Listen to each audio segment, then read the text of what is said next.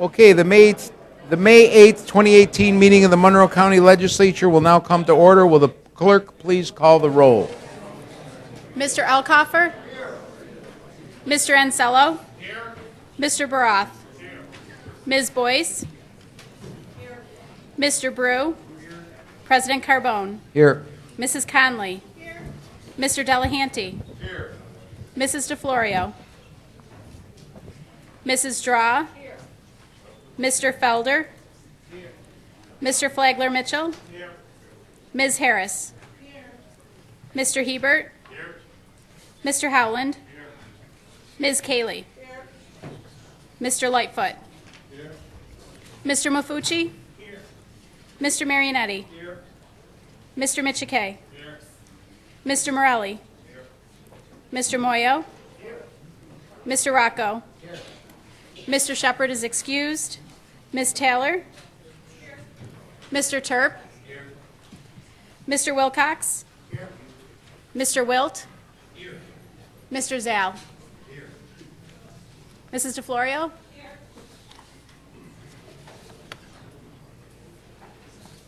Okay, please stay seated. I'd like to introduce Father Jim Schwartz of St. Joseph Church, who has been invited by Legislator George Hebert to lead us in a moment of prayer.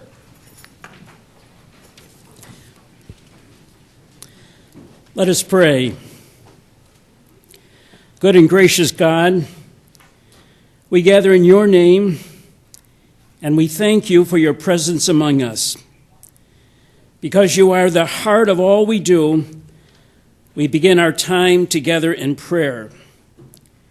We ask you to bless our Monroe County legislators with the spirit of wisdom. May their leadership, decision-making, and service further your vision that all of our citizens have safe housing and the giftedness we enjoy will be shared with one and all. And may we always value and recognize the dignity and value of each of our citizens. May our leaders be given the giftedness to listen and dialogue with the people they serve, and may their decision-making be rooted in servant leadership. May we always remember that alone we can do little, together we can do much.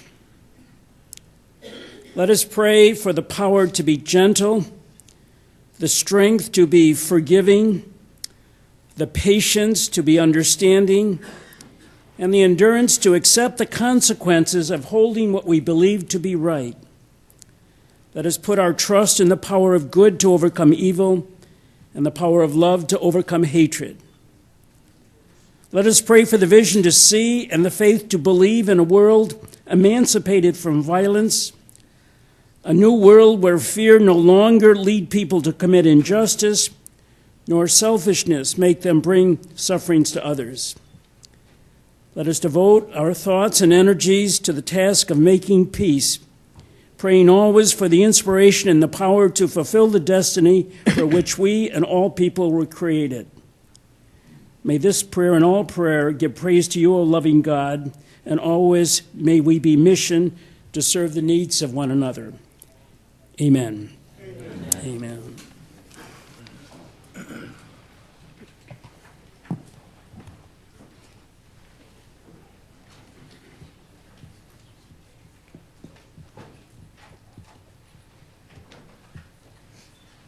Okay, please stand while Legislator Howland will lead us in the Pledge of Allegiance.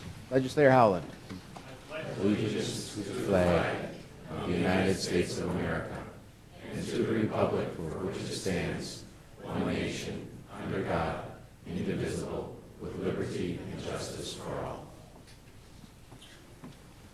Thank you. Be seated. Your copy of the Journal of Day 5, April 10th, 2018 is available on your tablet. Without exception, the Journal will stand approved as submitted.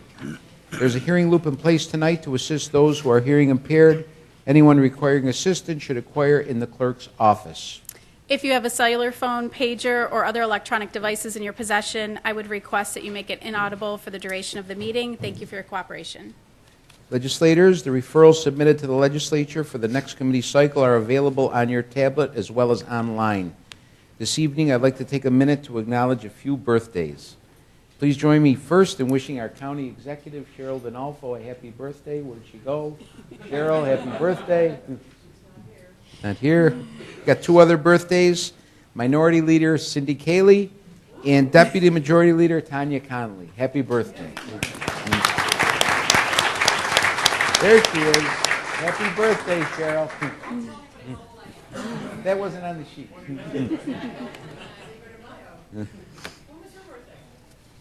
Tomorrow.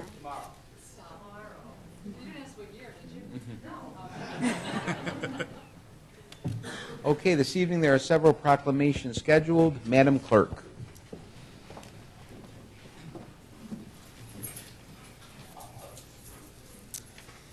Would the Irondequoit Eagles varsity basketball team please come forward? Also, President Dr. Joe Carbone and County Executive Cheryl Donalfo.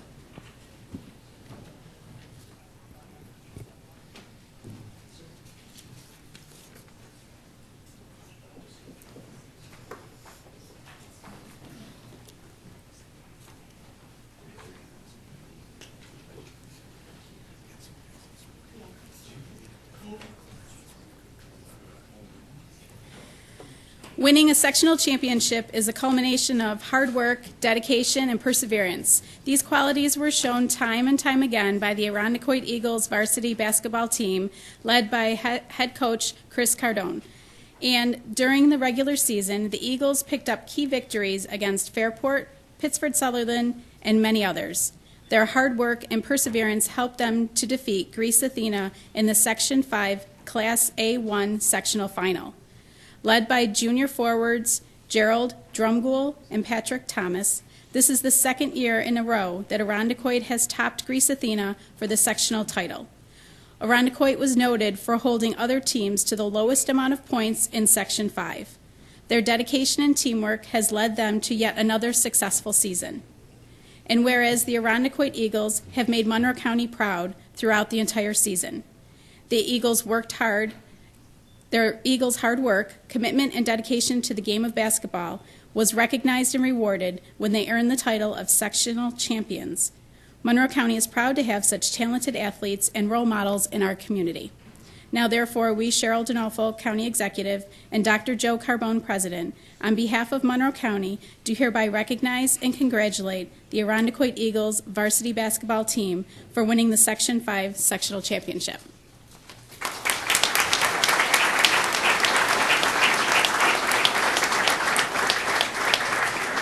Thank you very much. I'd like to apologize. We have some of our student athletes not here. Some of them are playing spring sports. They have some games tonight. But I'd like to thank you for the invitation to be here by Dr. Joe and Cheryl and everybody else. We've had a great run the last couple of years, being 47-6. But it's talent that gets you so far, but it's character that keeps you coming back. And someone asked me the other day, why do you keep coaching? You know, you've been coaching like 35, 40 years, and you want to win, but it's the relationships you built with these guys. And you find out how you did with these guys about 10 years down the line to see how well they're doing. One thing these guys also attained this year, they were Monroe County champions for the Sportsmanship Award and then Section 5 champs from the referees for all Section 5. So they've done it in the classroom, they've done it on the court, and they've done it with class. And it's been a real pleasure coaching these guys, and a lot of these guys we have back. And we're looking forward to another great season, and thank you very much for having us.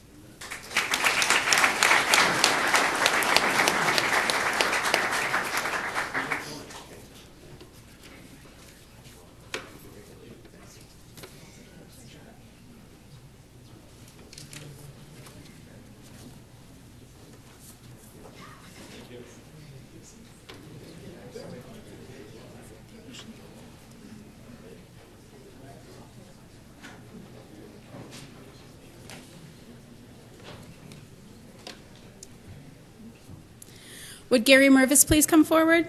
Also, President Dr. Joe Carbone, County Executive Cheryl Donalfo, Legislator Frank Elkoffer, and Legislator Tony Michike.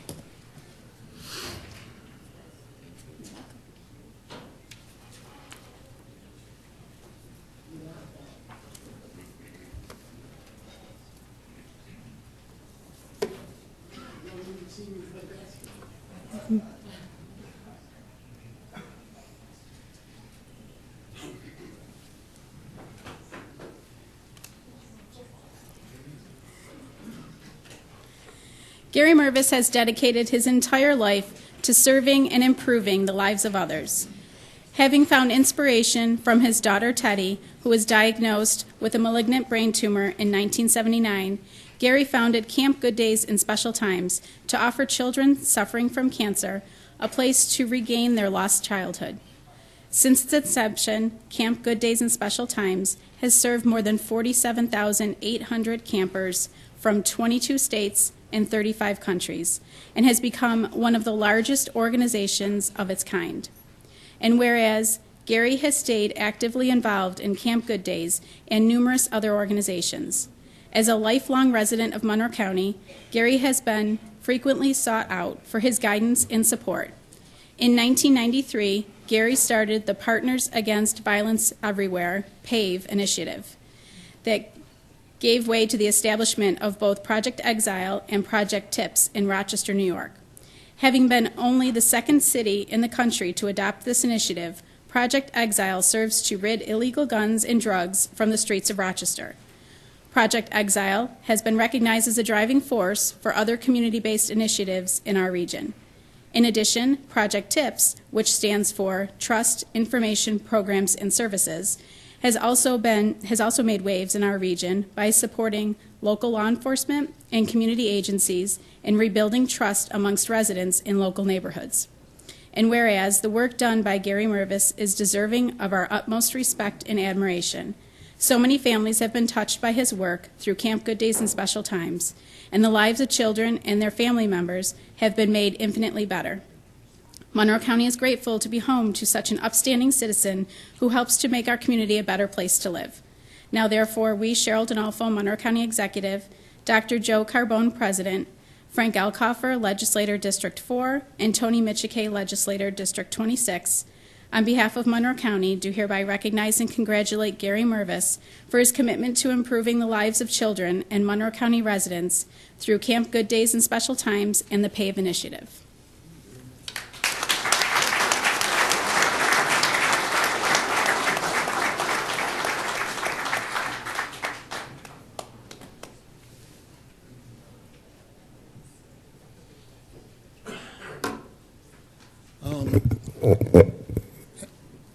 I'd like to thank the legislature, our county executive, Cheryl Donalfo,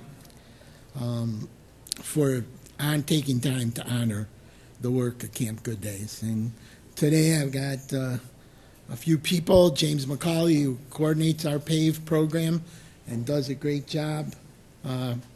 Rudy at Camp Good Days does everything, and Mark Anthony, and of course it takes a good partner to do anything well, and my wife Wendy, who were kind enough on this beautiful day to come down to the county legislature to be part of this.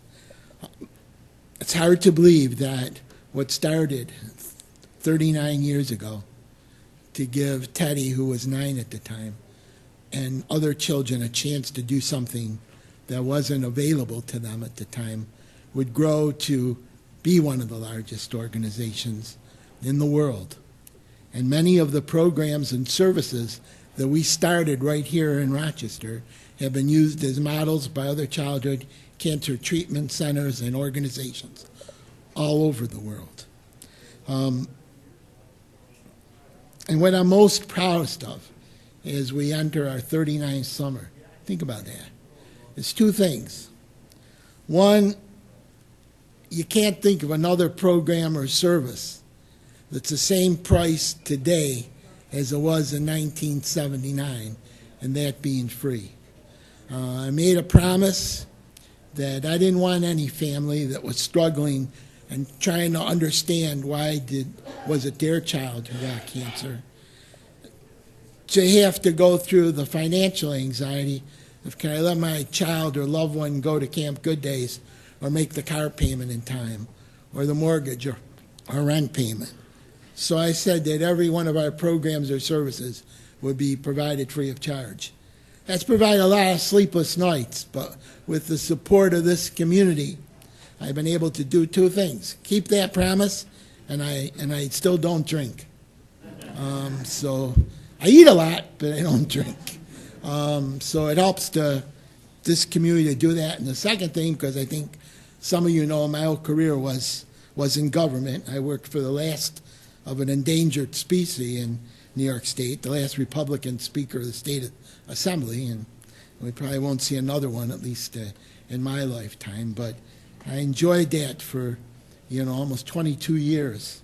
And I thought I had everything just where I wanted it to be. And I remember even one day in my office struggling, hey, I'm in my mid-30s, and what am I going to do after this? Where do you go after you've been working for the second most powerful person in the state? What's going to get you excited? And then the good Lord found a way for me to be able to do something. And so I believe the old passage, for those who are given much, much is expected, and as long as the good Lord blesses me, and will continue to try to do good things. And the Project Exile really is a struggle because between guns and our mental health problems, and it's not going away.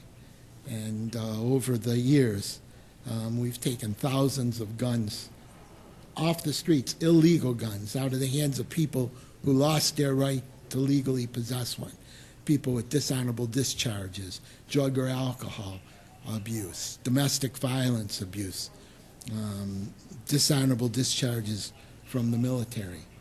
And I think that's something we could be proud of, because this wasn't something where people wanted to turn in their guns. This is where they didn't want to give them up, and we were able to get them off the streets, because who knows what impact those guns, if they'd been allowed to remain in the hands of the people who they were taken away from, could have caused the devastation in this community. And I look at the death by guns and violence as another form of cancer. And some of you who've been around a long time remember when Jennifer Kuhn was brutally murdered. That was why I started. I searched for something that I could do to help to take away the senseless violence. And I'm happy to say that at that time, our homicide rate hovered around 70 homicides a year, and it's never gone back to that. And that's something we can all take some pride in. And I hope all of you take some pride in knowing that Camp Good Days is here, because all of us know someone who's been touched by cancer, either directly or indirectly. And it's nice for them to know that there's a place like Camp Good Days that they can take advantage of. So on behalf of my counterparts here, I'd like to once again say thank you. It's nice of you to take time out of all the work you have to do to recognize us. So thank you very much.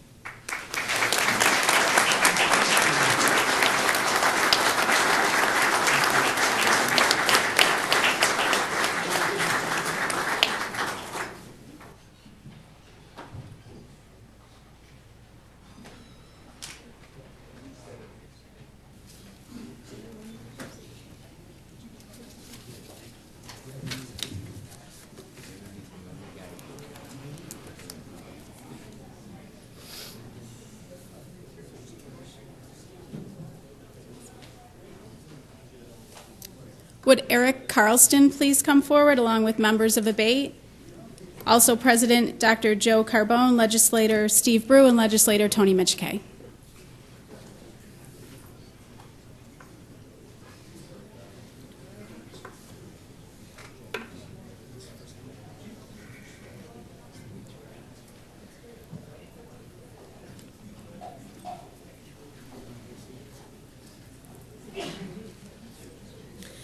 Motorcycle safety remains a prominent issue in our community.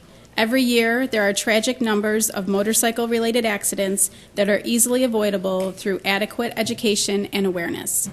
Many drivers and bikers are unfamiliar with motorcycle safety strategies, and in some cases, this can escalate to a life or death situation. For this reason, it is crucial that we continue to advocate for local riders and the awareness campaigns that can save their lives. And whereas, since 1974, American Bikers Aimed Toward Education, otherwise known as ABATE, has been active in New York, and the Monroe County chapter has been continually working towards making the roads safer for riders. Their local efforts aim to encourage awareness from all angles for both those who use vehicles and for riders to know proper biking tactics to reduce the likelihood of accidents. And whereas with the traditional start of motorcycle riding season being the month of May, it is fitting that it also be Motorcycle Awareness Month. With this annual recognition, it gives the general public a great opportunity to discuss motorcycle safety, a cause that everyone in the community must contribute to in order to ensure the safety of riders and automobile users. ABATE Monroe County has for decades been a trusted advocate for riders and other similar causes, and the Monroe County Legislature thanks them for their efforts. Now, therefore, we, Dr. Joe Carbone, President, Steve Brew, Legislator District 12, and Tony Michike, Legislator District 26, on behalf of the entire Monroe County Legislature, do hereby present this certificate to ABATE of Monroe County in recognition of Motorcycle Safety Awareness Month.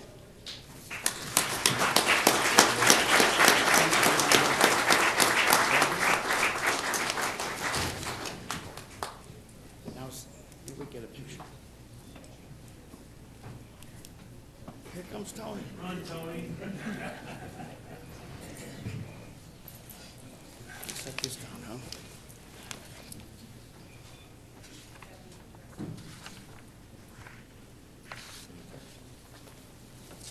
Good evening, folks. I'm Eric Carlson, President, Monroe County ABATE. I want to thank County Executive Cheryl D'Onofrio, President Dr. Joe Carbone, County Legislators Tony Michike and Steve Brew, and the remainder of this body for recognizing that May is Motorcycle Safety and Awareness Month in Monroe County again this year.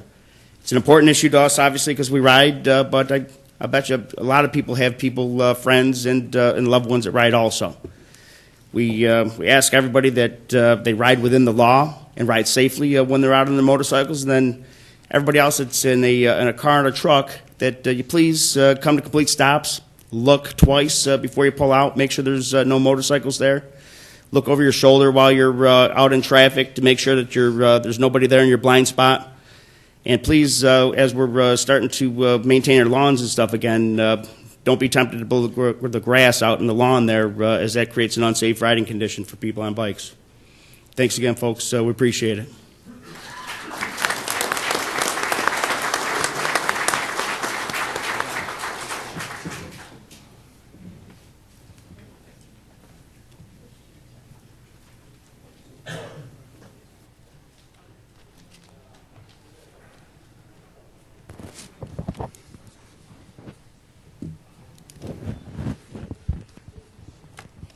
There are no formal committee reports scheduled for this evening. We will now hold the public forum. We have several people registered to address the legislature. Madam Clerk. If you require assistance, a deputy is available to assist you in approaching the lectern. I will call 3 people forward at one time. Each speaker will have 2 minutes in which to address the legislature, and kindly conclude your remarks when the timer sounds and exit through the back of the chambers. Thank you for your cooperation. Our first 3 speakers will be Yolanda Batista, Patrick Braswell, and Selena Ingram.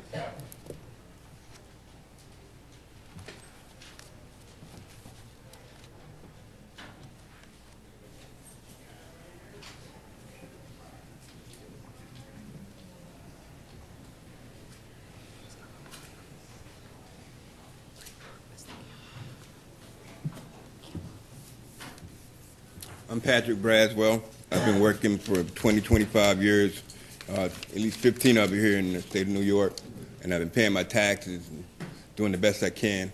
I used to pass by on the way home, and I used to see guys up there saying they had signs saying they were homeless, and I used to give them money.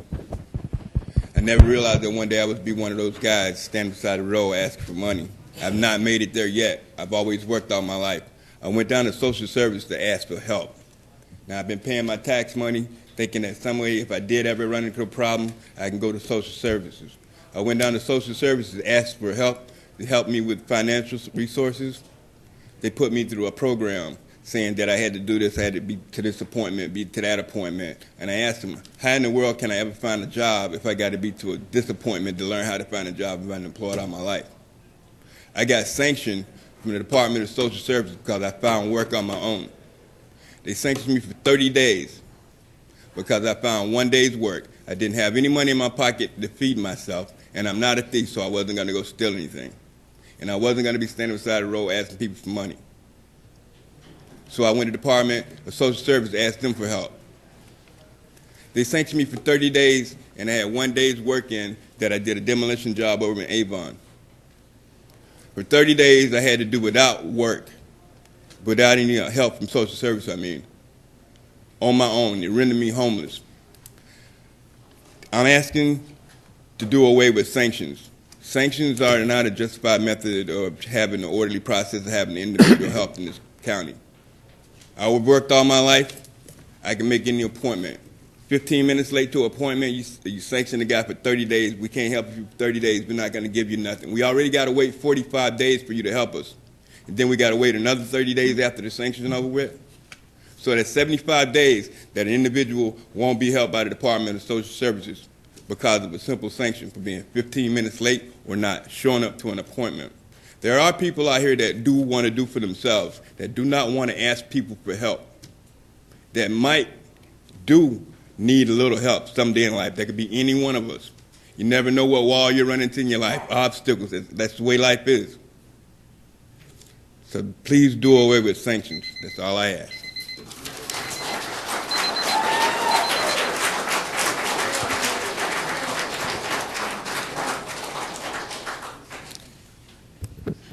Good afternoon.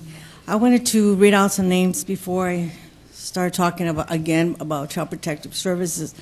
China Arnold, Kenesha Berry, Diana Downs, Brenda Drayton, Jeanette Halls, and I've got a lot of them. And what was the other one? Andrea Yates. These are all women. They killed their children. They were sick. I was going through the internet today, and there's so many women that kill their children, and because they have mental illness. I was very impressed by the latest one that killed her child, because this one actually knew she was in trouble. She called for help. She called the police department herself.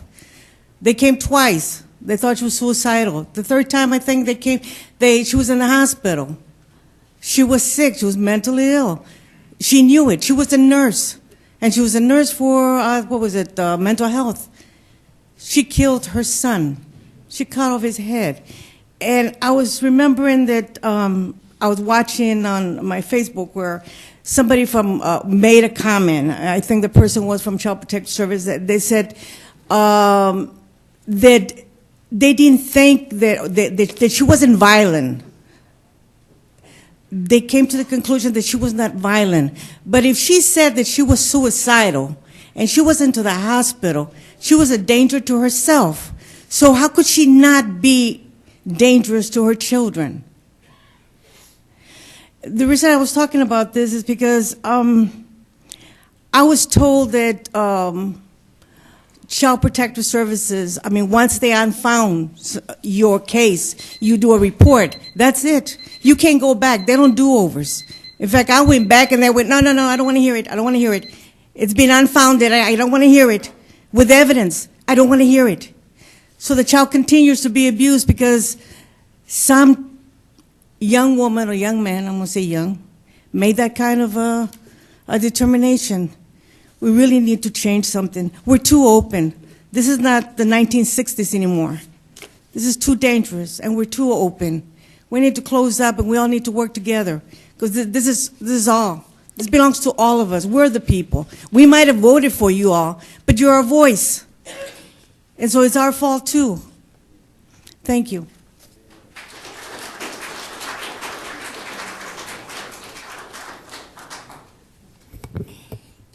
Good evening, ladies and gentlemen. My name is Selena Ingram, and I am homeless today. I've been homeless ever since 11/17/17, when the managers of the apartment building that I lived in would not accept my monies. I had every dime that they asked for, and they did not take it. They would not accept it. It's because of sanctions. I'm not on social services, but I was once.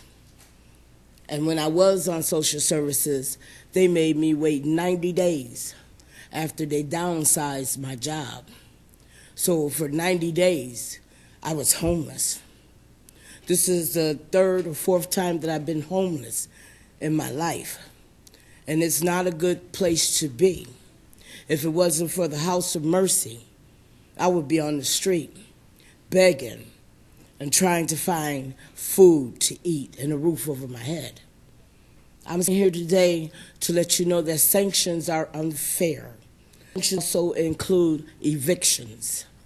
They are unfair. They make you wait too long. They don't understand that some of us can't read. Some of us don't have phones. Some of us can't make it to the appointments that they want us to go to.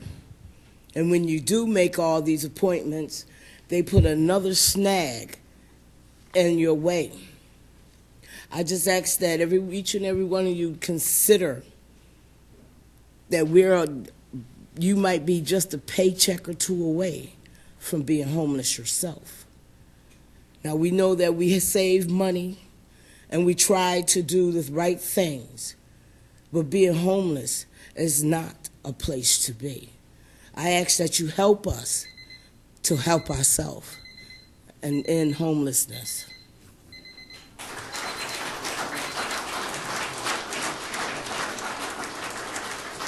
Our next three speakers are Juan Roman, Joel Shapiro, and Michael Moore.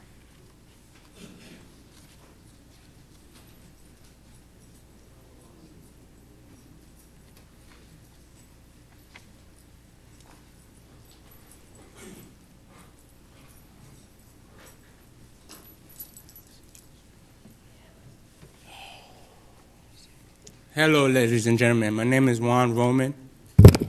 I'm not from Rochester. I'm from New York City. I've been homeless since I was 15. I'm now 30, so I've been homeless for 16 years.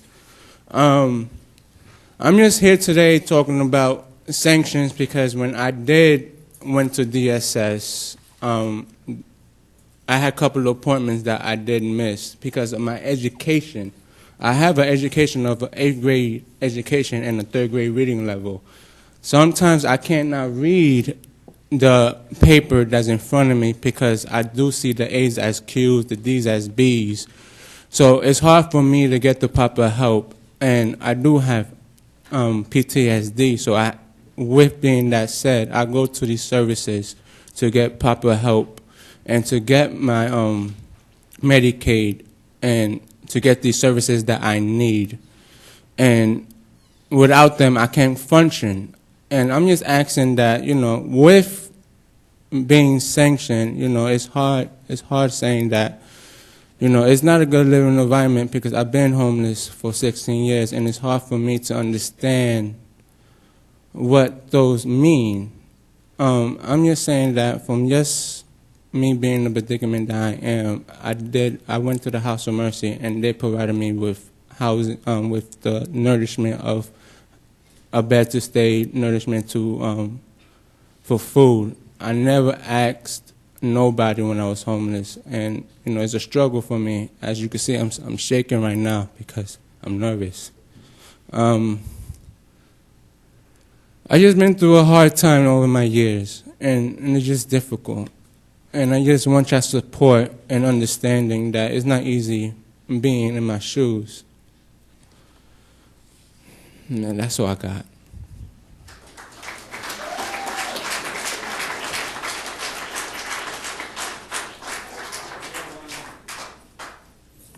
Good afternoon. My bad. Good afternoon. My name is Michael Moore, for those who don't know me. Pretty much I work on a team full of great people, individuals, great leaders.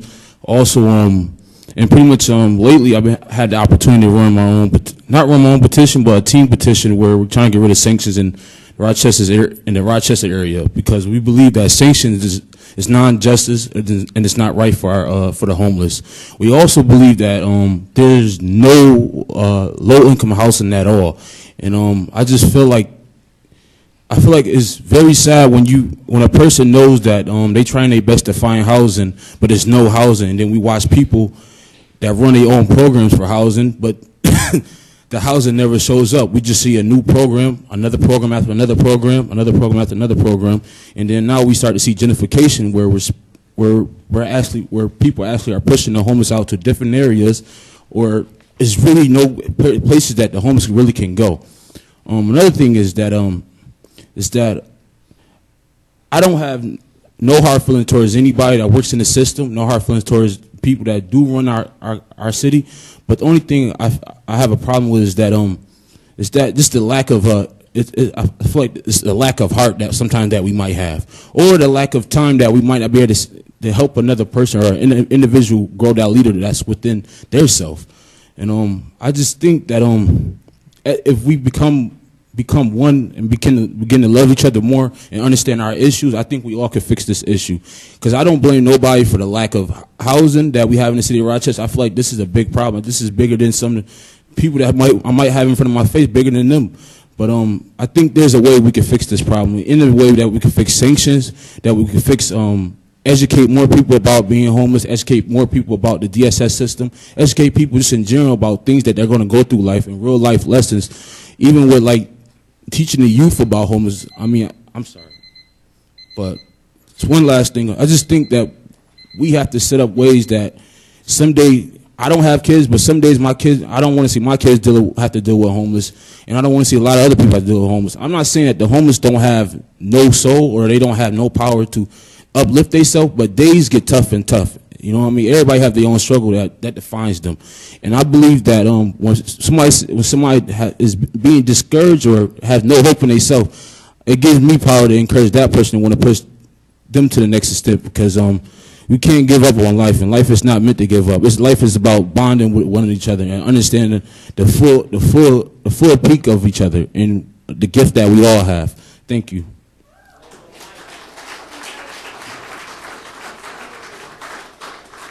Our next three speakers are Donald Abrams, Tyron Hodge, and Lexi Popovich.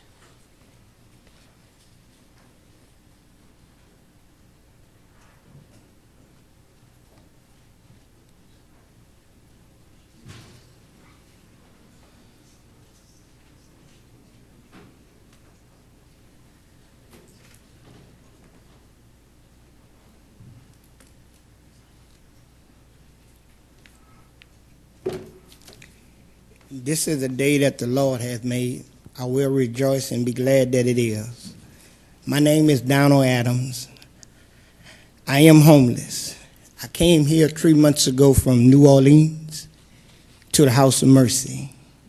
I sat in a bus station for 2 days. I was so hungry I didn't know what to do. I was led to the House of Mercy. I went to DSS. They gave me an application that was so long, it took me almost 2 hours to fill it out. They gave me a list to call people. Most time, you couldn't call them.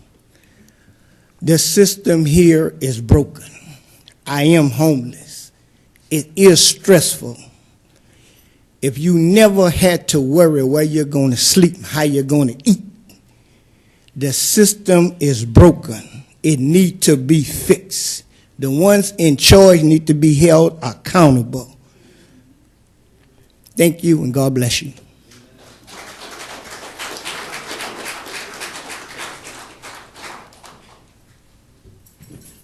My name is Tyron Hodge, and I'm homeless. And my first experience with DHS when I went for help was dressed as, pretty much like how I normally dress. And I was looked over by the individual, the associate.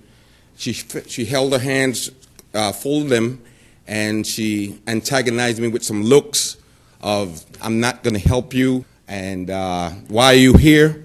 And it was very embarrassing for me. And, upon that, I just felt rejected and just felt frustrated and, just left and vowed I wasn't going to return to that organization for help. my experience with, I've been here 7 years. I'm not originally from the Rochester area, but I make, wherever I'm at, it's my home. It's where the community that I'm around, I engraft them and I make them part of who I am. And I heard so many stories about this city that it once prospered and it did well. And the examples that people gave me is that there were more things for, people who had middle incomes and low incomes. They had things to do, and we don't have those things anymore. And I'm learning a little bit about this gentrification and how it works. And I find that we'll never see the city prosperous anymore, because if you're going to bring in people who are well endowed and move out those that are are not, how can you even think that you would prosper? My experience with sanction, I was told to go and do multiple job search, and you had to accomplish 6 or 9 in a day. I didn't have my own personal transportation at the time, and I had to run from place to place. And sometimes I would have to sit down and talk to managers and stuff like that, knowing that I have to complete 6 or 9, and I got sanctioned for that. And we need to do something. We need to address this sanction situation a little differently, because not everybody has the means and the resources to complete some of these requirements. Thank you.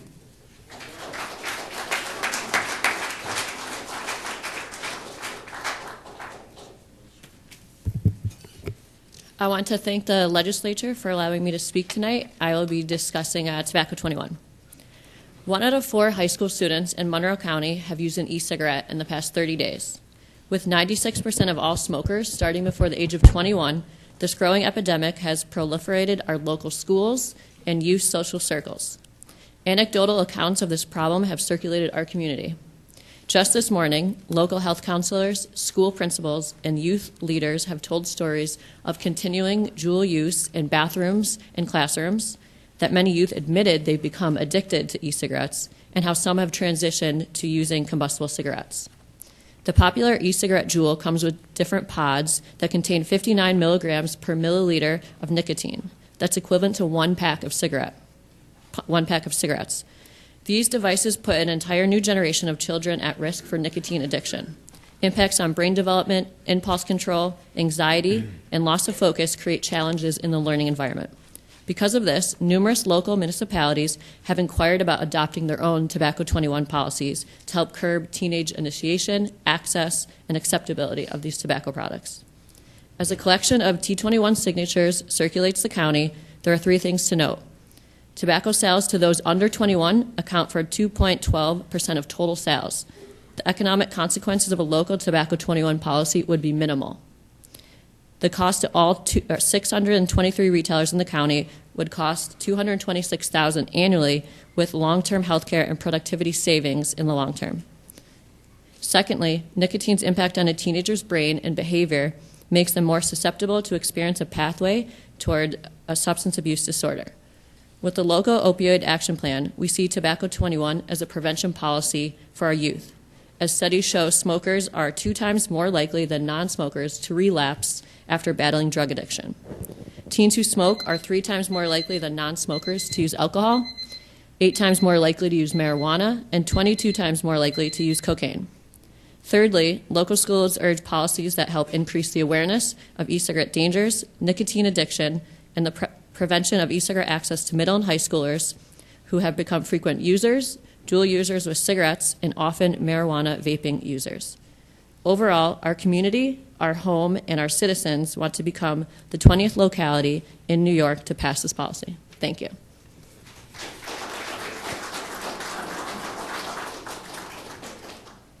Our next 3 speakers are Clarence Watson, Herbert Butler, and Sister Grace.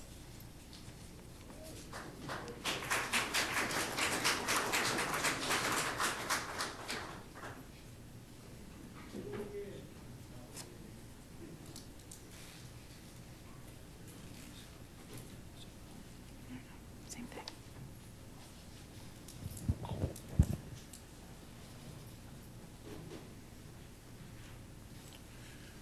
Good afternoon, committee. My name is Herbert Butler. I too am homeless, but I came here to this meeting looking for solutions. We have a growing epidemic of homelessness in our city, and it's growing at such a rate that it's over capacity. Most shelters are over capacity of trying to find adequate a place for these people to sleep or stay. I know I worked in this city a long time, and I know when I came to Rochester, Rochester was very prosperous. You know, there was major companies here, and then all of a sudden they're gone.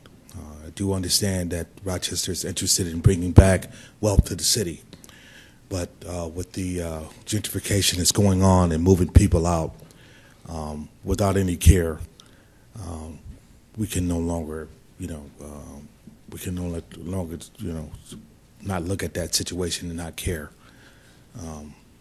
We need your help. So, I need to charge ourselves and our committee and our legislative leaders, our community, our city councilmen, anyone, to help come up with solutions to bring up change to this serious matter. It's very serious, guys. I see it myself. I mean, the state of homelessness can happen to anybody. I've worked, since 1979 all the way up to 2016. Due to the loss of my wife, which was very traumatic for me, it took me to a state of depression. But thanks to the House of Mercy, they gave me a place to stay so I don't have to be in the streets. I try to get involved in the community and do whatever I can to make changes, to help out others, to keep myself busy, but I can't turn away from what I see. I see people suffering. I see sanctions crippling the people who are suffering. So I'm just asking that, we come together with some type of support, some type of plan to end it. Thank you.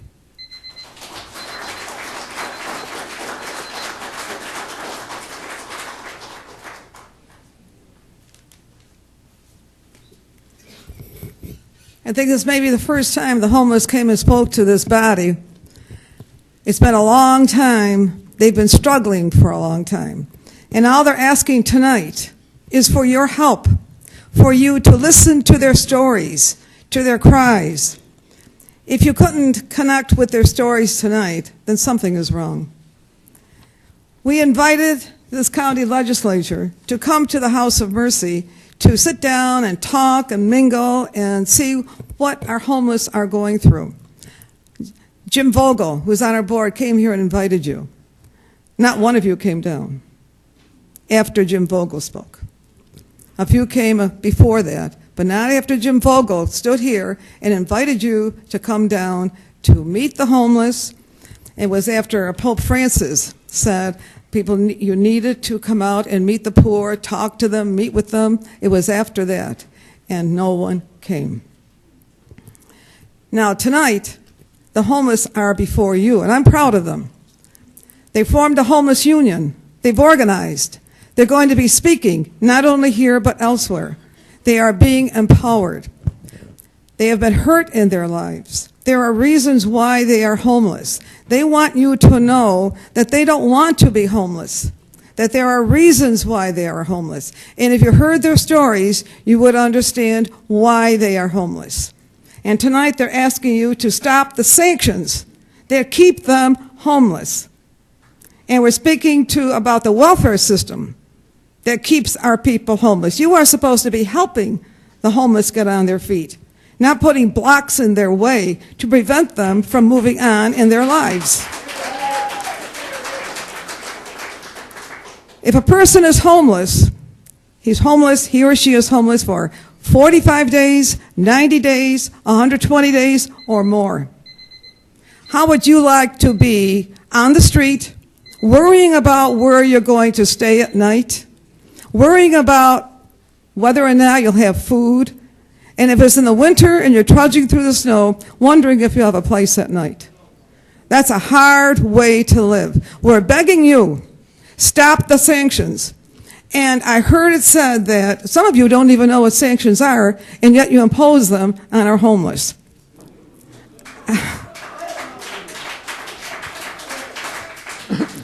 It's unbelievable. We're begging you to stop the sanctions and help our homeless to live fruitful, hopeful lives. You are the leaders, and you are called upon by God to lead our people to freedom, not to crush them and oppress them.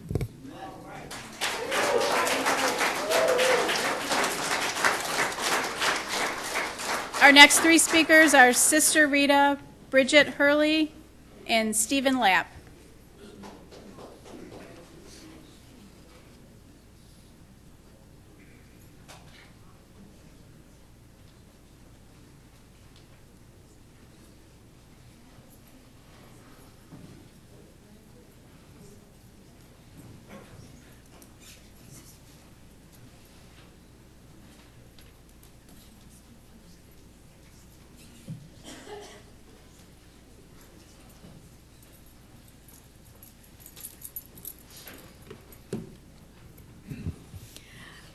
I am here to speak out against the sanctions that are affecting our poor. When people go to St. Paul, to DSS for help, most of them are in desperate need, or else they wouldn't be going there. They're desperately needing help.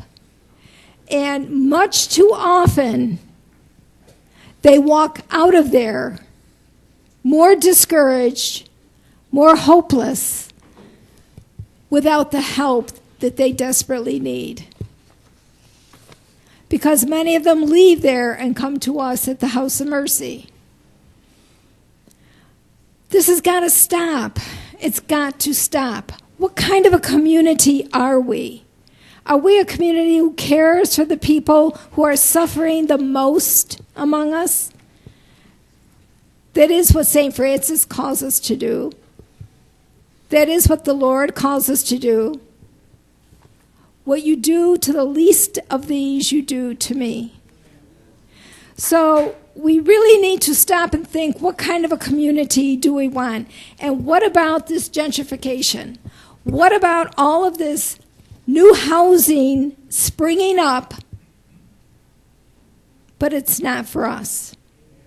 And now they're even going after buildings that the poor have lived in for years, and they're snatching that away with no concern, no care at all about how it is affecting the poor among us. This is wrong, and, we are not going to be blessed for doing such things. We need to provide for those who are hurting the most among us. And that is how our community will be judged. Thank you.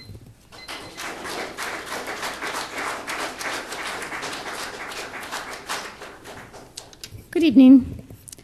I'm Bridget Hurley from the Children's Agenda. And I want to talk tonight about a proverb that I think I have spoken about before with all of you, which is that if you want to go fast, go alone. If you want to go far, go together.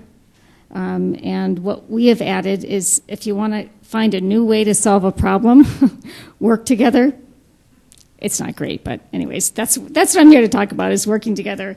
So I just want to give you three quick examples of recent examples that I've had that have prompted me to think some more about this. So I was at a New York State OCFS hearing this morning on child care.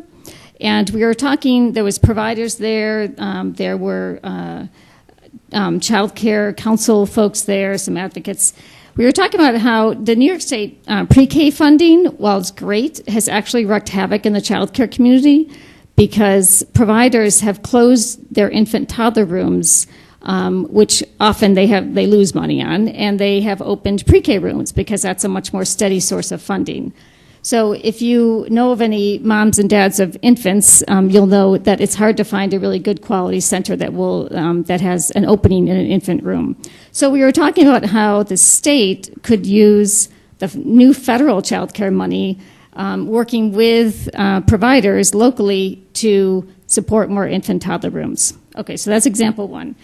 Second is that Jim Roos, who is in your faith-based initiatives office, comes to the Children's Agenda's Interfaith Collaborative meetings, and he almost always reminds us during announcement time to consider joining him and lots of other people in the community for the Rochester City School District attendance blasts, where they go out and they identify kids who are chronically truant and find out if there's any services that that family needs that might help that student get to school. And finally, the Youth Violence Partnership Program you may have heard of. When a youth comes into Strong Hospital's emergency room with a gunshot wound or a stabbing wound, a call goes out to city officials, county officials, private agency, youth workers, all kinds of people who get together right then, that night, and figure out what happened, what was this conflict about, how can we prevent this conflict from happening again? And are there services that somebody can provide to help? So anyways, obviously what these situations all have in common is people from different agencies, from different levels of government come together and focus on kids. And that's my appeal to you tonight, thinking specifically of Raise the Age and the URI child care funding, which I understand that they're having trouble finding folks who are eligible for it, and of course for the Child Protective Services reform. I feel like it should be all hands on deck. You know that the Children's Agenda is ready. We're happy to call others together, but I think we need to put our heads together and figure out what we can all do together and stop thinking about funding streams and levels of government and authority and responsibility, and just act on the fact that these are all our children and that we will go much farther if we work together. Thanks.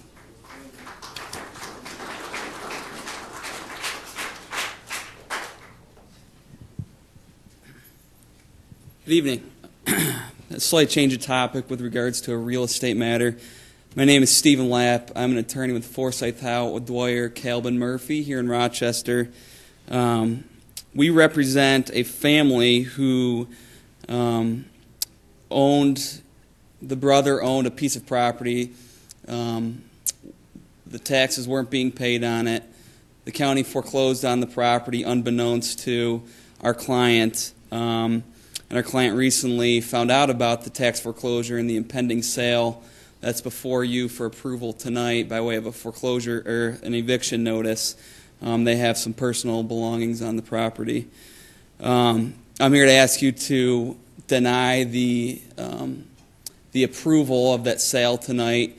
We have submitted, our firm has submitted an offer letter to the county today with a purchase price that's $10,000 above the existing purchase price and the contract that's up for approval. The second basis why we think that you should deny this is that the tax foreclosure was done improperly. The former owner, my client's brother, did not receive notice, and I have a handout for everybody after I'm done speaking showing that the notice, the affidavit of mailing, the address was improper. Thirdly and lastly, our client lives across the street. This piece of property has been in their family for 50 years. It means a lot to her and her parents, and as a matter of public policy, I believe it should remain in the family. So in conclusion, we would request that the sale of this foreclosed property to the third party be denied, and at least give our client and the county enough time to review our client's offer. Thank you.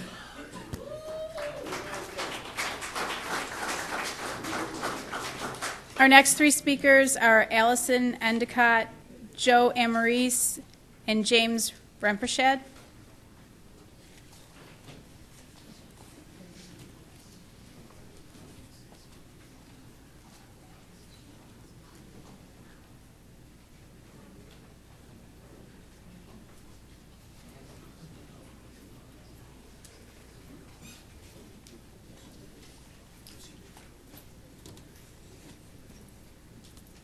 I'm a nervous wreck. I'm sorry. I rather eat glass than speak publicly, so I apologize for my shaky voice. That's my property that was just discussed. It's been in my family for 44 years. I grew up there. I had my first birthday there. A few years ago, my parents gave the property to my brother as a wedding gift. My brother has since been divorced and run into financial troubles and lost the property. Also, since then, my mom has been diagnosed with dementia, and my father has a serious heart condition. So my family and I have sold everything, packed up, and I've moved home to take care of my family, my mom and dad, and I've been there for 3 years. The other day, we were headed out to our vehicles to go to work, and someone was telling us that we have to remove all of our belongings off of the property because it's been sold. So here we are.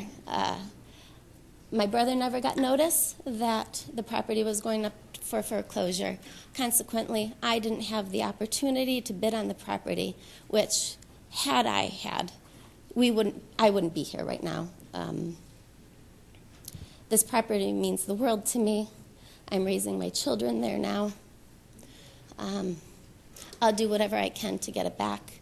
My parents are obviously ill. My father is extremely sick about it, and I'll do whatever it takes to get this property back to my family.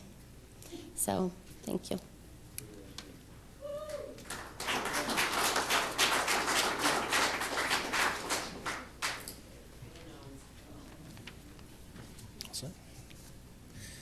Good evening.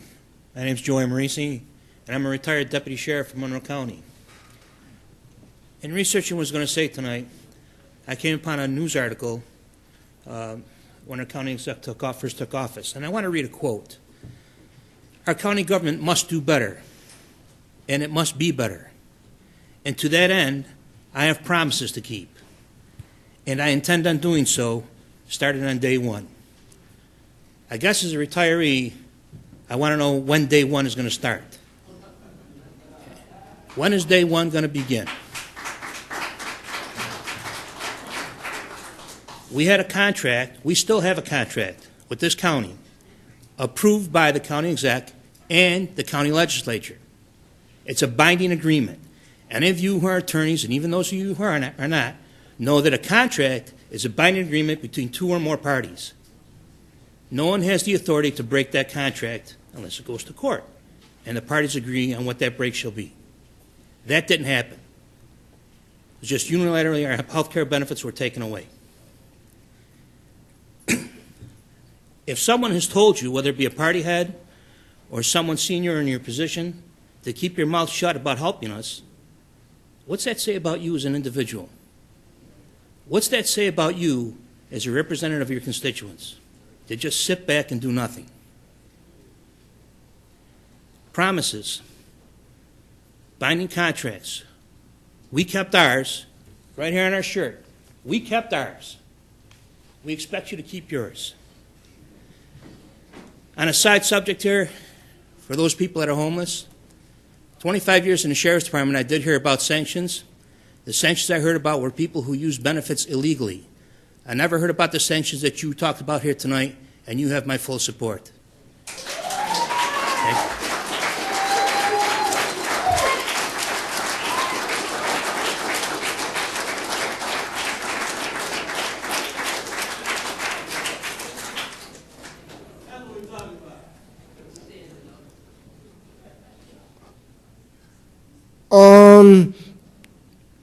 Where I live at, I think they want to evict me where I live at, and I've been living up there for about 22 years.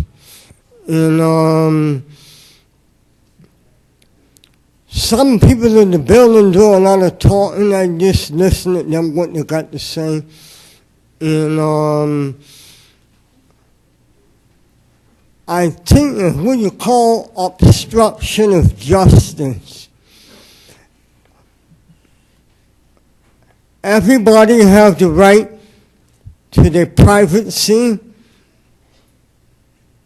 Everybody have a right to rent, and mind their own business. So, I used to be homeless a long time ago, until I got my head right. So I feel that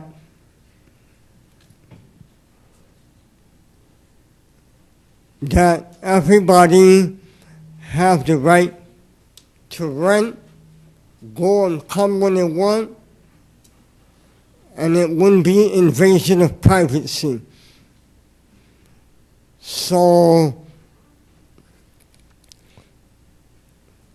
I've been knowing Sister Grace for a long time, about 30-something years, and my probation officer used to be Douglas Caleri, and he's a pretty straightforward person. I don't go and see him much, but he's been in that job for a long time. So, you know, we all go through difficulties. We all have responsibility.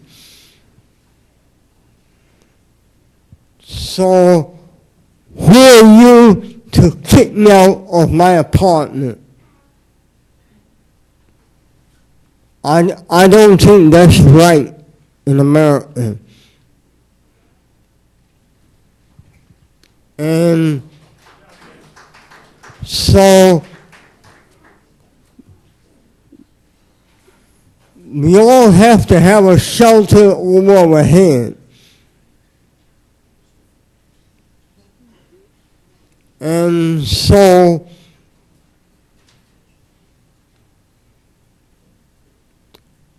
I go to a lot of Bible study. I listen to some of the people that talk about the Bible, including the Reverend. But I find out whether the Reverend tried to damage my credibility. And so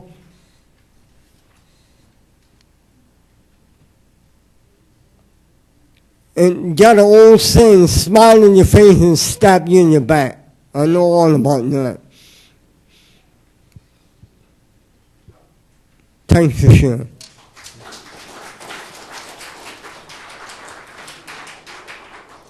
Our last speakers will be Dan McDonald, Joel Shapiro, Clarence Watson.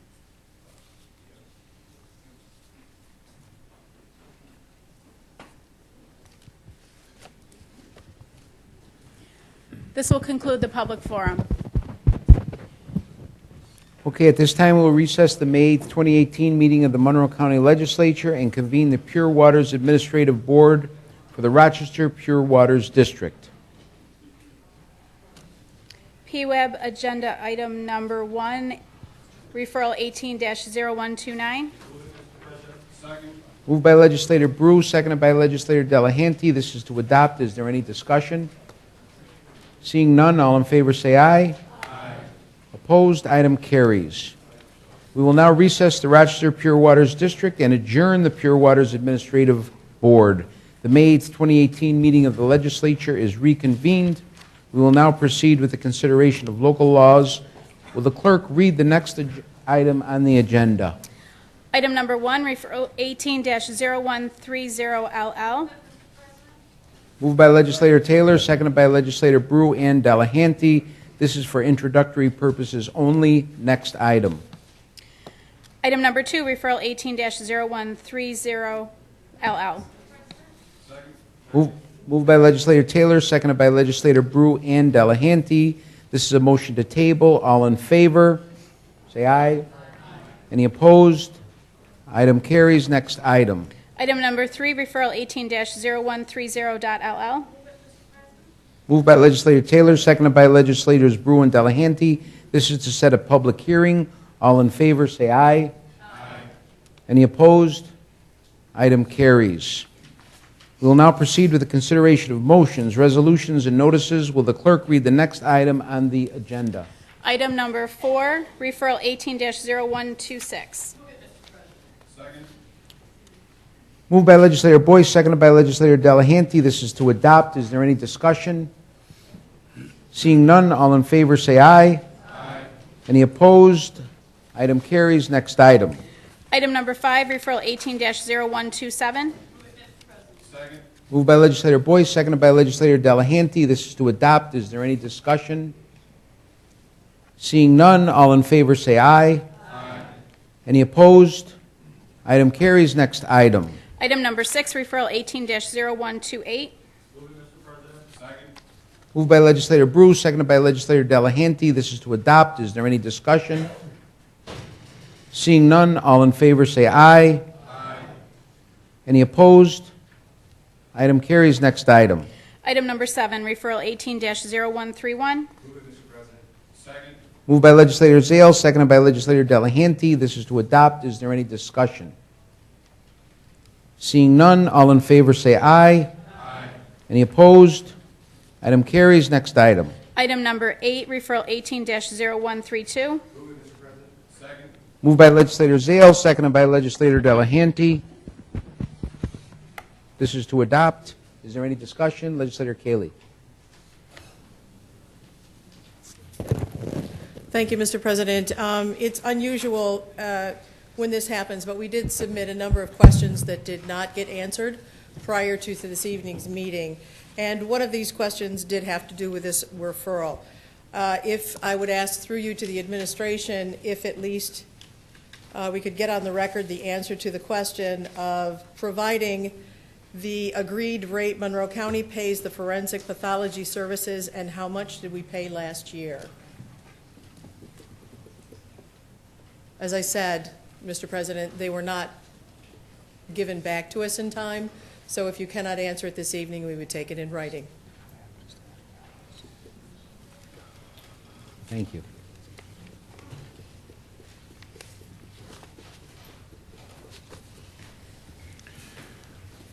Through you, Mr. President, first of all, I apologize. I've spoken with the staff director in your office with regards to the memorandum. We had a member of our staff who had a family emergency today, and the memorandum that's usually included in your pack was inadvertently not forwarded along, but that will be forthcoming.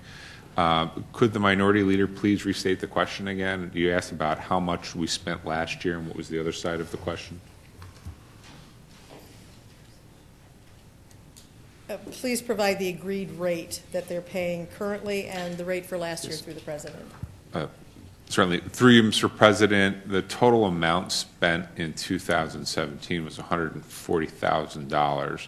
The rates for a full examination is $1,200 for partial examination, or $400 per external examination. I'm sorry. $200 per histology review, $200 per examination of non-human remains, $400 per case review, $300 per 24-hour period of on-call, and $400 per scene visit. Through you, Mr. President, does that answer the question? Yes, thank you. Okay, thank you. Any other discussion? Seeing none, all in favor say aye. Aye. Opposed? Item carries. Next item. Item number 9, referral 18-0133. Second. Moved by legislator Zale, seconded by legislator Delahanty. This is to adopt. Is there any discussion?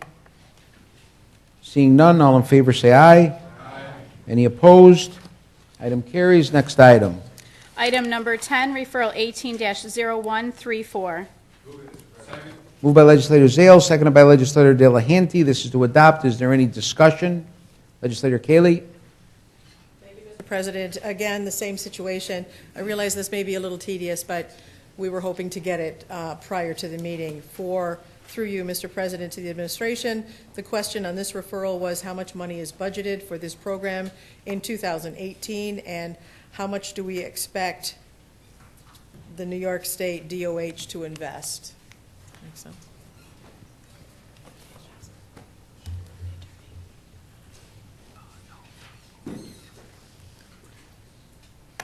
Good evening. My name is Dr. Maria Elena Velez de Brown. I'm the Deputy Commissioner of Public Health. Through you to the Chair, the budget amount for service operations provided by New York State Revenues is $2,947,497. The total New York State cost for family resources is $20,000, and New York State share for transportation costs is $124,950. Those totals can be sent to all of you in writing at a later point in time. Thank you. Okay, any other discussion? Seeing none, all in favor, say aye. Aye. Opposed? Item carries. Next item. Item number 11, referral 18-0135. Moved by Legislator Zale, seconded by Legislator Delahanty. This is to adopt. Is there any discussion? Seeing none, all in favor say aye. Aye. Any opposed? Item carries. Next item. Item number 12, referral 18-0136. Moved by Legislator Zale, seconded by Legislator Delahanty. This is to adopt. Is there any discussion? Legislator Kaley. Again, Mr. President, the question on this particular referral through you to the administration was, please provide the zip code areas targeted for this program.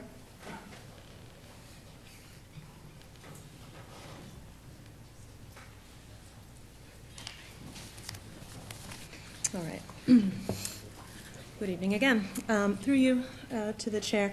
The zip codes for the City of Rochester are 14604, 14605, 14607, 14608, 09, 11, 13, 14, and 19. And the zip codes in the town of Greece are 14612, 15, 16, 14515, and 14626. Thank you. Any further discussion? Seeing none, all in favor say aye. Aye. Opposed? Item carries. Next item. Item number 13, referral 18-0137. Moved by Legislator Delahanty, seconded by Legislator Hebert. This is to adopt. Is there any discussion? Legislator Moyo. Thank you, Mr. President. Just through you to the administration, responsive to a number of the speakers at the public forum, is the county aware of a second offer on this property?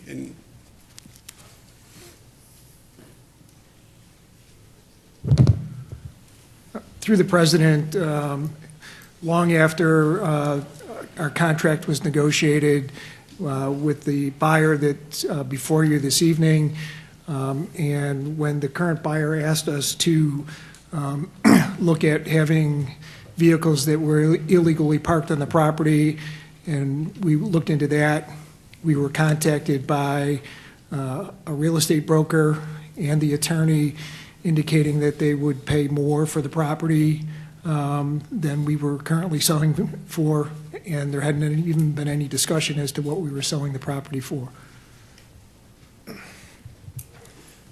Thank you. Through the President to the administration, was there a formal offer made to the county, or, I'm sorry?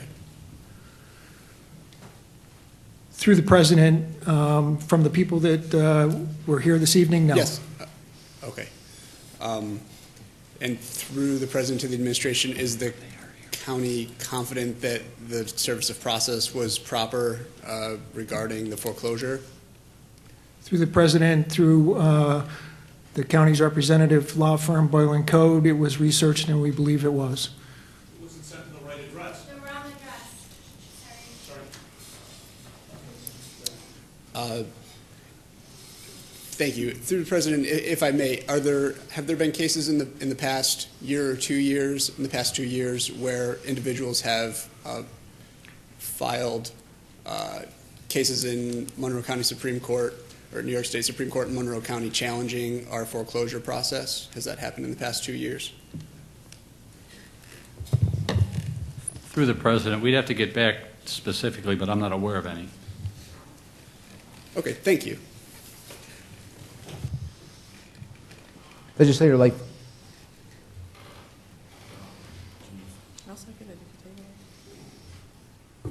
Mr. President, through you to legislation and to the administration, rather. I just gonna just cut it short. Can you turn me down some, please? I'm sorry, I've had a rough day. So we got these speakers here, they're talking, Mr. President, and they think they missed the opportunity and it wasn't quite fair. I don't know if there's anything from our administration that would enable us to lift this from the table for now, to postpone this vote. So I propose that. Just a moment, I will. I'm getting there. So, Mr. President, I make a motion that we lift this item from the table so that we can take a closer look at it. Second. Second. Okay, motion by Legislator Lightfoot, seconded by Legislator Cayley and Flagler Mitchell. So discussion on the motion. Legislator Broth. Thank you. Actually, through you to the chair, through you to the administration, I just want to ask: is the contract that the county has negotiated currently legally binding without our approval? I just want the administration to answer the question. Through the President, no, it is not. Thank you. Is that so? I'm sorry, I made a mistake. A motion to table is not debatable. So should we go to the vote? On the motion, Pardon? for motion to table, Mr. Marionetti? No. Ms. Cayley? Yes. Mr. Alcoffer? No. Mr. Ansello? No. Mr. Broth? Yes. Ms. Boyce? No.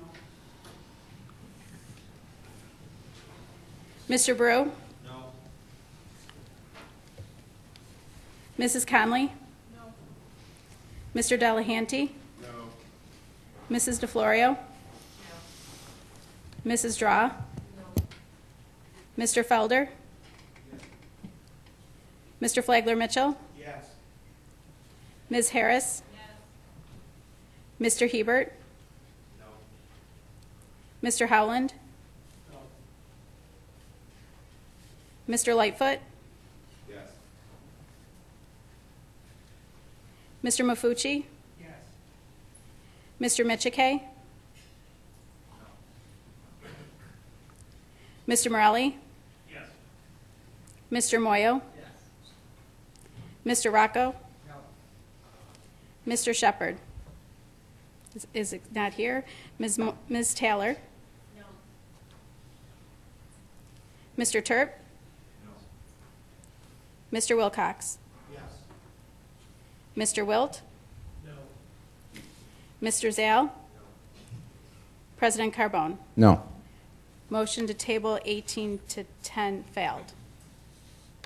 Okay, back to the original item number 13. Any further discussion? Legislator Broth. Thank you, Mr. President. It's one of those opportunities where you get to see where people really stand on things. The fact is, we have a contract before us that is not legally binding. We are here to approve or not to approve it. At the last second, we hear that there may be some contestation as to justice or the justification for this contract being signed to sell this property. It costs us nothing to delay for 30 days whether or not we're going to sell or not sell this property to the people who have this contract negotiated with the county. We had an opportunity to do the right thing here, not along party lines, for God's sakes. We're talking about 15 grand, 25 grand. From the county's point of view, that's peanuts. But from the family's point of view, it's everything. And from the other property owner, the other potential buyer, it's everything for them too, potentially.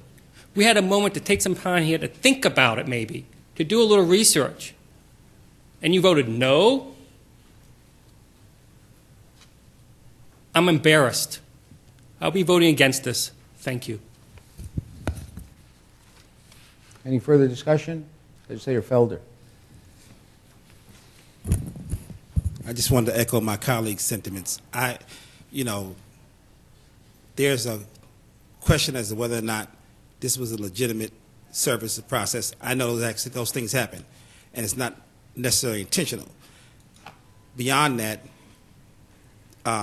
this property holds a sentimental value for the young lady who spoke to us earlier, and I don't see the rush in doing this. It seems to me that as a county, we would want to make sure that everything was in order before we went through with this sale, both from a moral standpoint, but also from a legal standpoint. And so I'll be voting no on this as well. Any further discussion? Legislator Kaley. Thank you, Mr. President. Through you to the administration, another question that was missed, and I'm not sure that it's relevant at this point, but the question asked was an accounting of maintenance costs incurred since January 2017 on the property at Lakeshore Drive.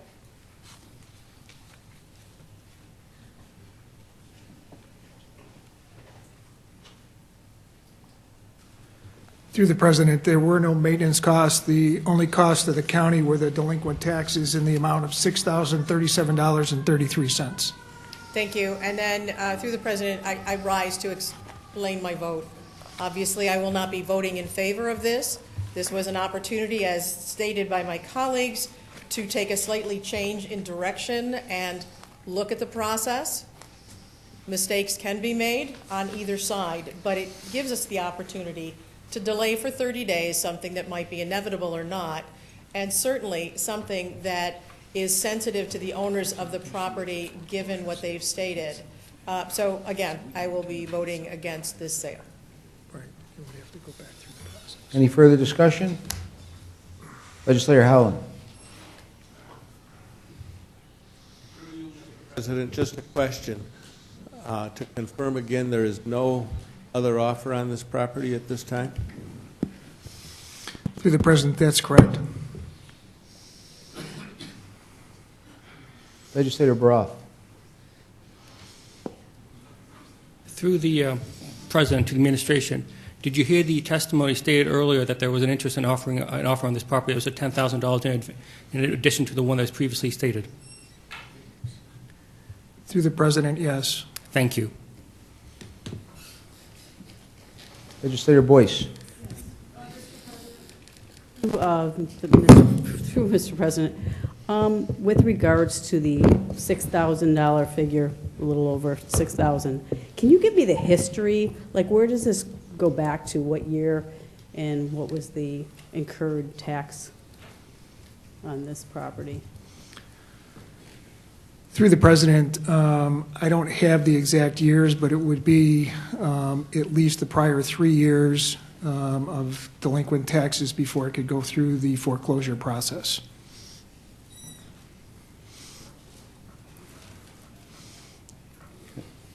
Legislator Wilcox. Thank you, Mr. President. It was stated earlier that we believe that proper notice was served, correct? Through the President, that's correct. And did you actually see evidence of this yourself?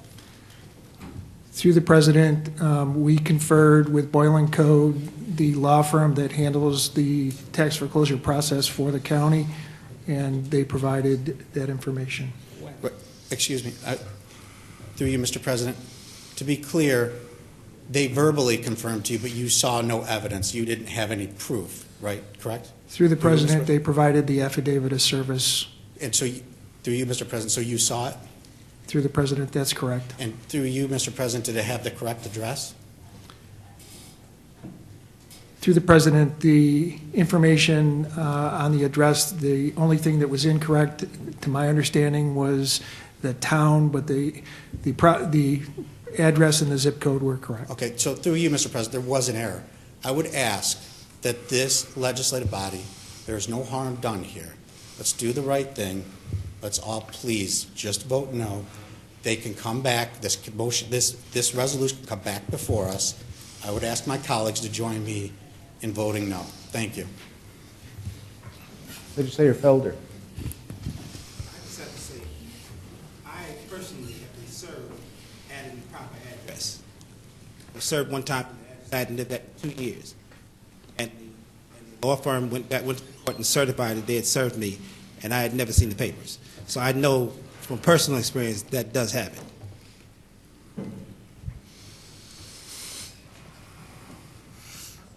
Any further discussion? So go to a roll call vote. Legislator Zale.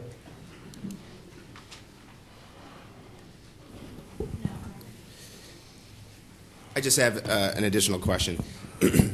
Through you to the administration. This property was, we do have one offer on the table for this property? Through the President, that's correct. What is the amount of the offer for this property? Through the President, $15,000. Through the President, how did we come up with that number?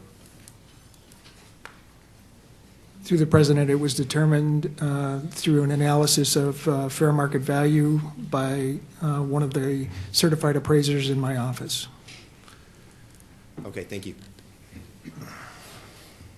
Legislator Marionetti.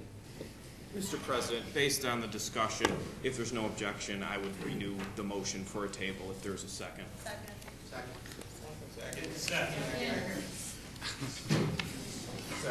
All in favor to table? Aye. Any opposed? Table the motion.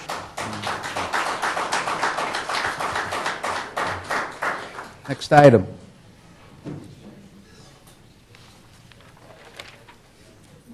Fourteen. Okay. Item number 14, referral 18-0138. Moved by Legislator Delahanty, seconded by Legislator Herbert. This is to adopt. Is there any discussion? Seeing none, all in favor, say aye. Aye. Any opposed? Item carries. Next item.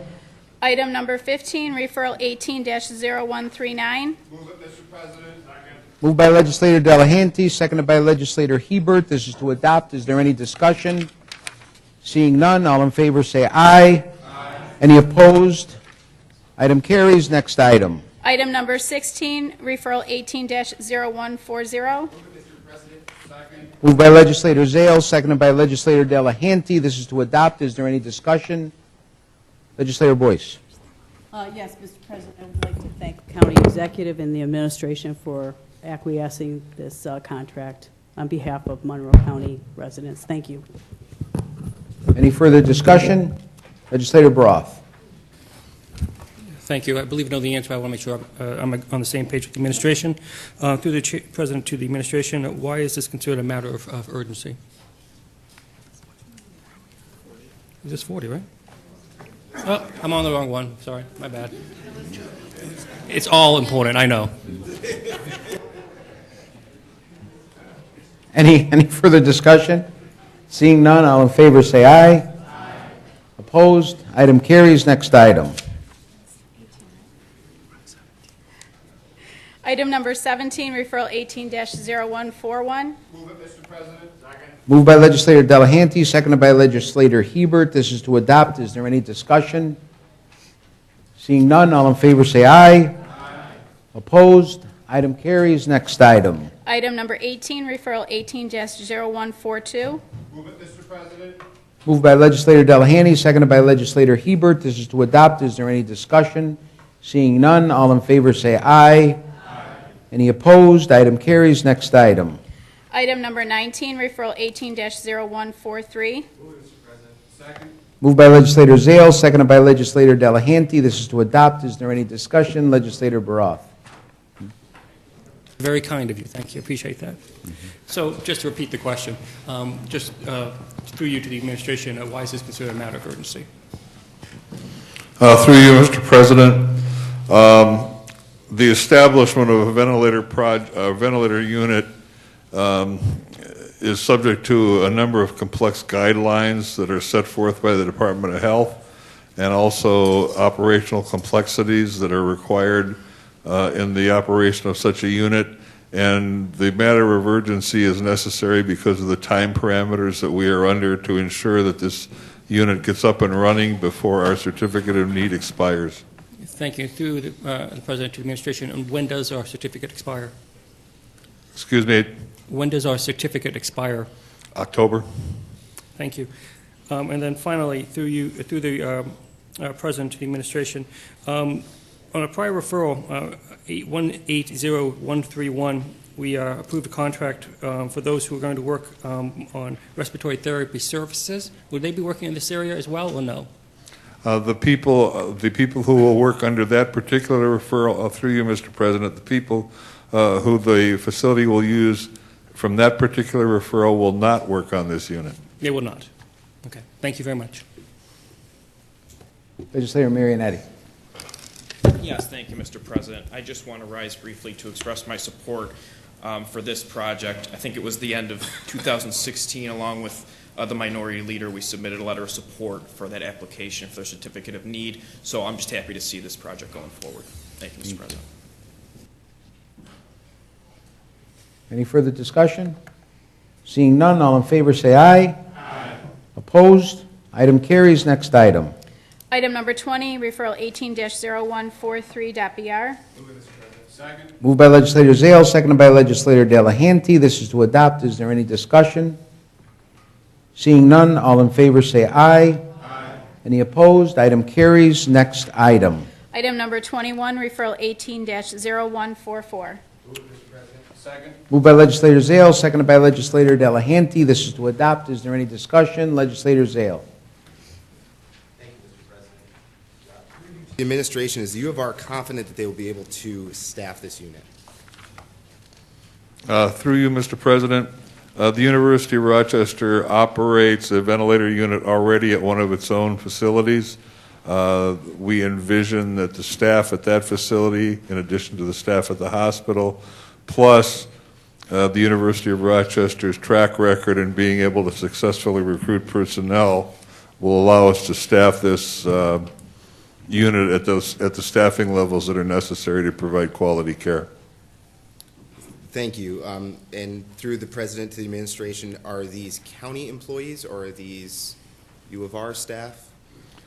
Through you, Mr. President, the majority of staff who will work on this unit will be employees of the University of Rochester. The support staff will be employees of the county. Okay, and thank you. And through the President, can you just explain the difference in the contract amount from the first year of the term to the next? Through you, Mr. President, the first year is anticipated to be from September through December. The second year is anticipated to be a 12-month period. Okay, thank you. And since we're on the topic of finances, and maybe this relates to the program in general, but through the President, since we are doing this, I'm wondering, are we losing money? Are we making money? Are we breaking even? Through you, Mr. President, we anticipate that when the vent unit as well as the pediatric beds in question achieve our goals of occupancy, that those units together will enhance the revenues of the facility by approximately $920,000 a year. Okay, thank you. Legislator Cayley. Briefly, Mr. President, of course I'm in support of this. But in looking at it quickly, I did not see how the breakdown was. So through you to the administration, what are the number of units that would be, I'm assuming, adult units and the PD unit? Through you, Mr. President, there are a total of 25 beds in the unit in question. 20 of those are designated as adult ventilator beds. 5 are designated as pediatric beds. Any further discussion? Seeing none, all in favor say aye. Aye. Opposed? Item carries. There being no unfinished business, Legislator Marionetti. Thank you, Mr. President. We stand adjourned until 6 p.m. Tuesday, June 12, 2018.